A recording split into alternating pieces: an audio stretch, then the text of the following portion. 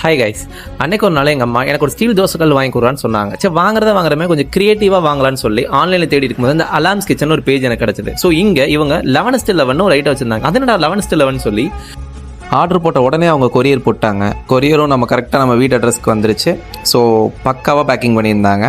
இங்கே பாருங்கள், from address நம்ம வீட்டுக்கு கரெக்டாக டெலிவரி பண்ணியிருக்காங்க. ஸோ இதுக்குள்ளே கல் எப்படி இருக்குன்னு சொல்லி நம்ம பிரித்து பார்க்கலாம். இதை ஓப்பன் பண்ணியாச்சு. உள்ள வாவ் சூப்பராக இருக்குங்க. உள்ள ஒரு தோசை கரண்டி, ஒரு தோசைக்கல். இது என்னமோ அவங்க அட்வர்டைஸ்மெண்ட் கார்டுன்னு நினைக்கிறேன். பாருங்கள், அலாம்ஸ் கிச்சன்.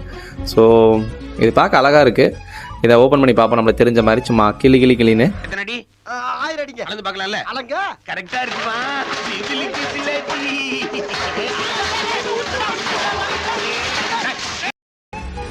ஒரு வழியாக ஓப்பன் பண்ணியாச்சுங்க. உள்ள நல்லா வெயிட்டாக இருக்குங்க தோசைக்கல். இங்கே பாருங்கள், இதுதான் அந்த 11/11 தோசைக்கல். பார்த்தீங்களா, 11/11 எழுதியிருக்கா. ஸோ நல்லா பக்காவாக இருக்குங்க கல். ரெண்டு பக்கம் நல்லா வெயிட்டாகவும் இருக்குது. எப்படியோ 2-3 கிலோ இருக்குன்னு நினைக்கிறேன். நல்லா பக்கா வெயிட்டாக இருக்குது. ஸோ இப்போ வாங்க நம்ம போய் இதில் தோசை எப்படி சுடுறதுன்னு சொல்லி பார்ப்போம்.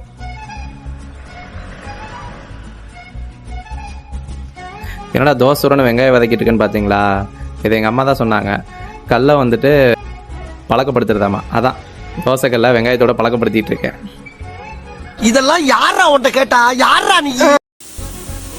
அந்த ஃபர்ஸ்ட் தோசை ரவுண்டு கரெக்டாக ஊற்றுற நேராக எங்கள் அம்மாட்ட போயிட்டு, நான் இது வரைக்கும் இறங்குனது இல்லடா ஃபீல்ட்ல. இப்ப ஸ்ட்ரெயிட்டா இறங்குறடா. நீங்களா நானும் மோதி பாத்துக்கலாம்டா. எறா வண்டி.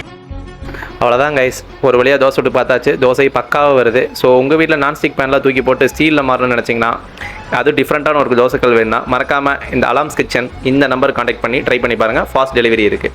ஓகே, பாய்.